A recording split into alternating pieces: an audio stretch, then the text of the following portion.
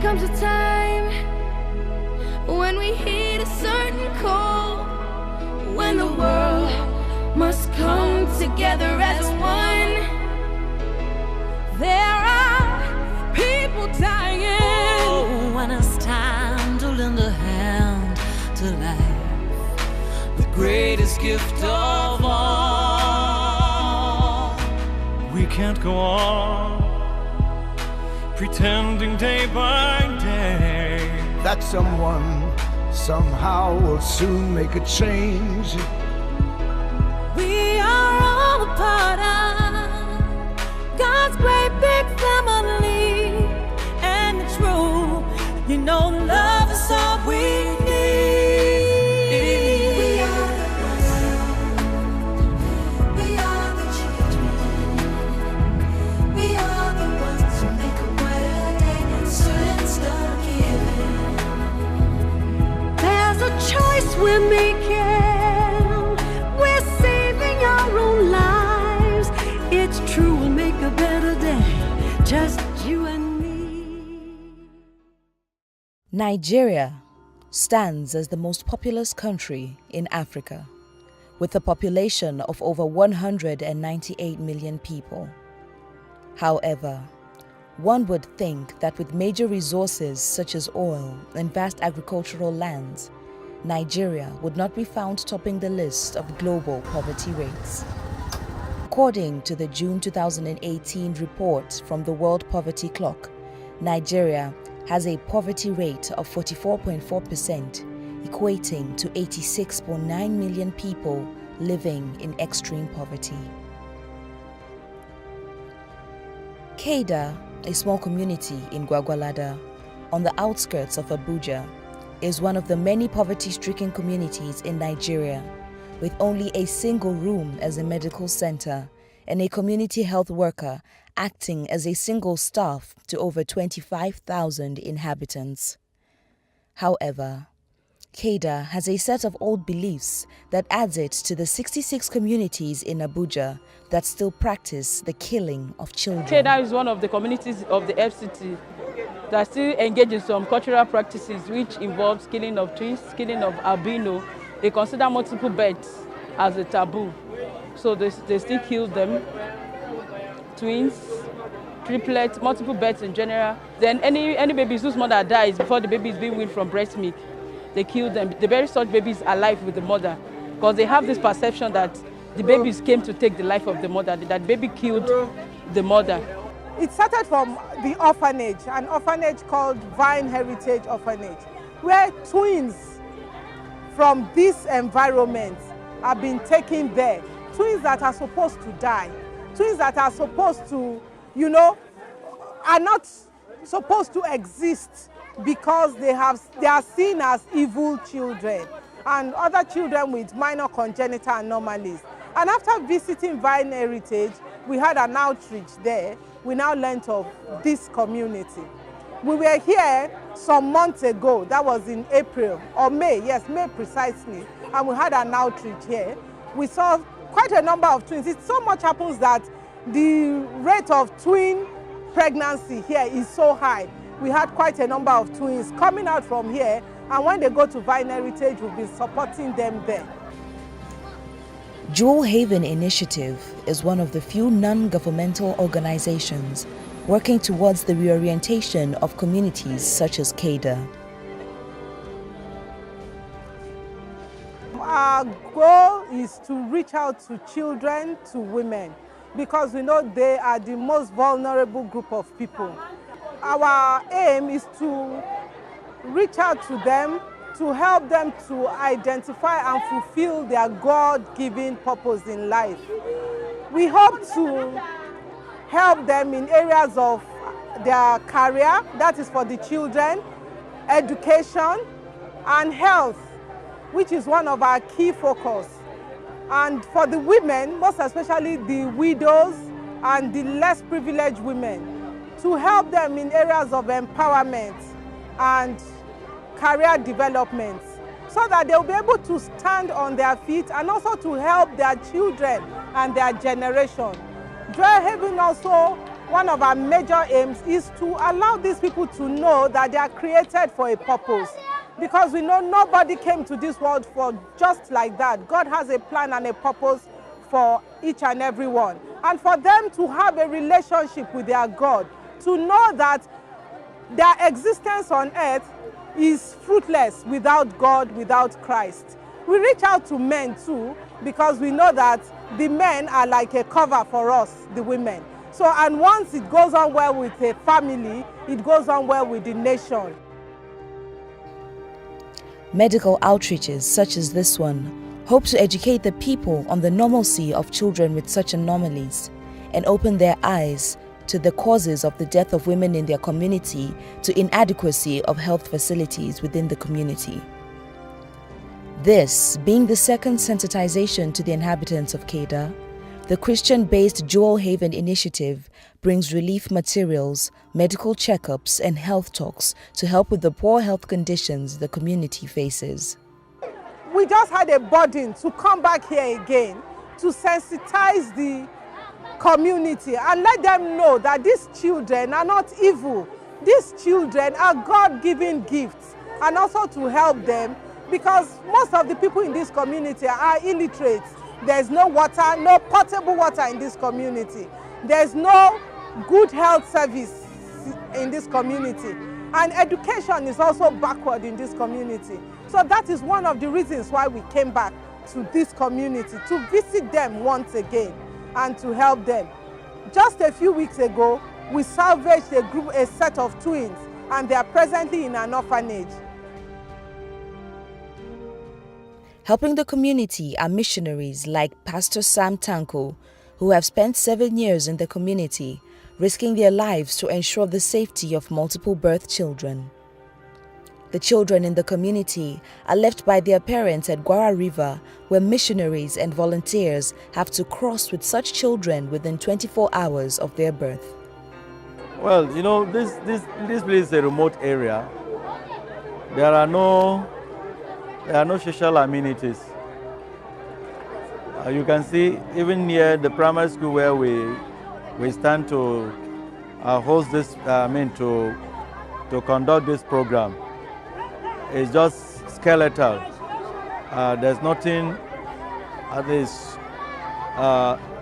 really solid that is ongoing here. The challenges here is where we don't have good roads. We don't have good water. There are no toilet facilities here. I think in the whole houses around here, there is hardly 1 or 2 or 3 houses that has toilet in their houses. So they defecate out, and which is not really helping to improve the health of the people. Because all of this water still go back to the river. And this river, the same river the people still drink from. You understand? Apart from that, this place is somewhat closer to Gogwalada. There's no electricity. The Jewel Haven Initiative team works closely with missionaries and the small church to make it a focal point to preach the gospel and do altar calls to the people in Kedah community. The only thing is to accept Jesus into your life. Jesus Christ. So that man was in hell because he didn't have Jesus.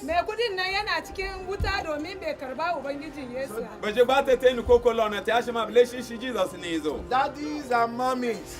Yeah. Our dear children, we have just come to tell you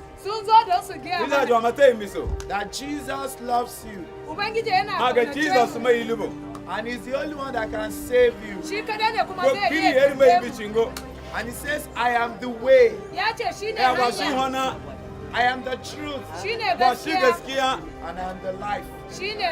After the brief exhortation, a couple of them gave their life to Christ. And that shows that work is being done. Even though it looks casual what they have done.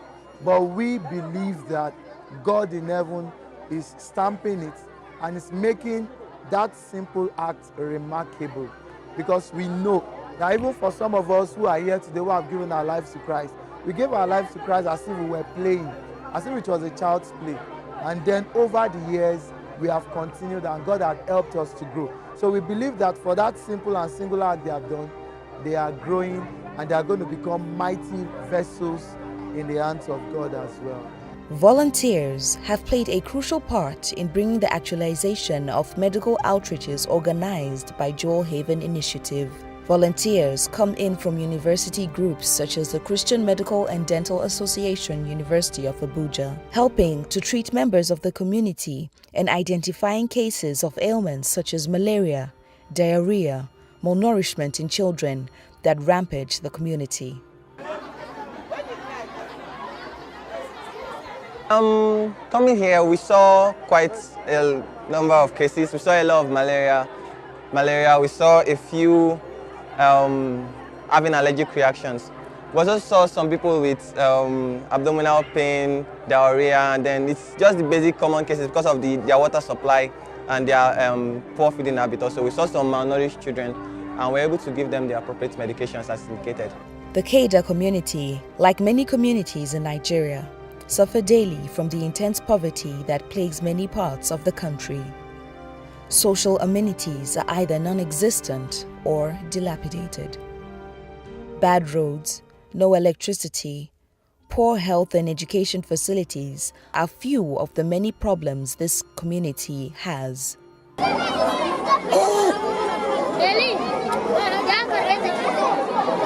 Salina kuma muna muku matkar godiya saboda mu mutanen Kaida nan gaskiya muna na da daidawa muna fama muna da damuwa iri-iri kama muna akwai rashin lafiya zafin jiki da su kuma saura ido muna da tsofaffi wanda idon su ya samu damuwa Salina kuma banda wannan su mata mu iyaye mu tsofaffi ba su da karfin jiki kuma ba domin damuwa yayi yawa amma mun gode da zuwan ku yanda kun zo na domin taimakon garin mu Ubangiji Allah ya saka muku da albarka. Salina mu a Kaida nan mu yanda kuna gan mu muna da damuwa iri-iri masama ba mu da ruwa na sha. Yanzu ruwa isumu ne muna samu muna sha. Da ruwan sabudu na rafi karamin rafi na shine muna samu muna sha kuma disease yayi yawa a ciki.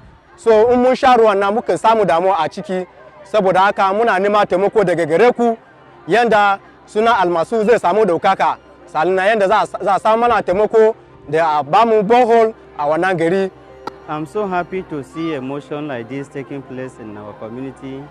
In fact, it's a pleasure to me to see a kind of coming or arriving in this way that people has been, in fact, we have been lacking of so many things in this our community, especially as you can see around. There is no anything like social amenities. We have been dying of so many things, no any clinic. No, even the town clinic that we have here, we just have it as a poster. There is nothing good in. Even if somebody happen to be sick today, if you find out you go there, there will be no doctor that will attend to you. So that is how it is. So you are arriving here this morning, in fact, I'm in the greatest joy. It is a joy of a thing to me. I am very happy to see you people, and I wish that let this coming be always, so that we, this community, will benefit. Although members of Keida community are grateful for the help that NGOs such as the Jewel Haven Initiative bring, their plea still goes to the government to help them bring development to their area. In fact, I'm happy, all of us in this village are happy, because we that we are in the village, we don't know what is going on in the city. But as people are coming to us, giving us clothes, giving us drugs, giving us food, we are happy. We are very happy. I say God will bless people in Jesus' name. And I pray again that people should not forget us anytime. People should be remembering us. Come and do something. We that we are here, we don't have good clinic, we are dying. Some of us have sicknesses. People are dying, little children are dying, especially when the rainy season comes. If you see the water that our women that we are using here, it is a pity.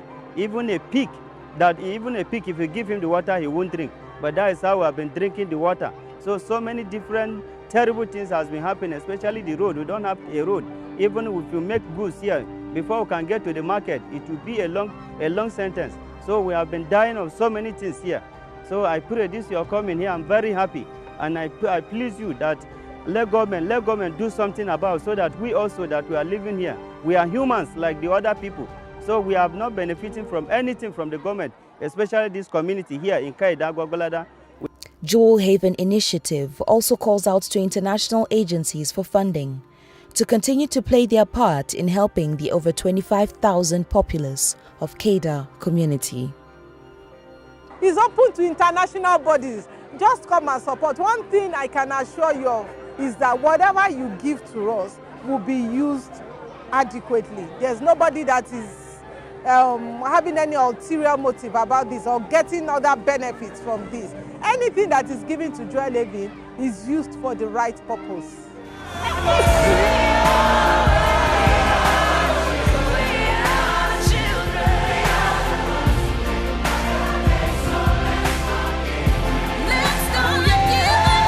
There's a choice we're making.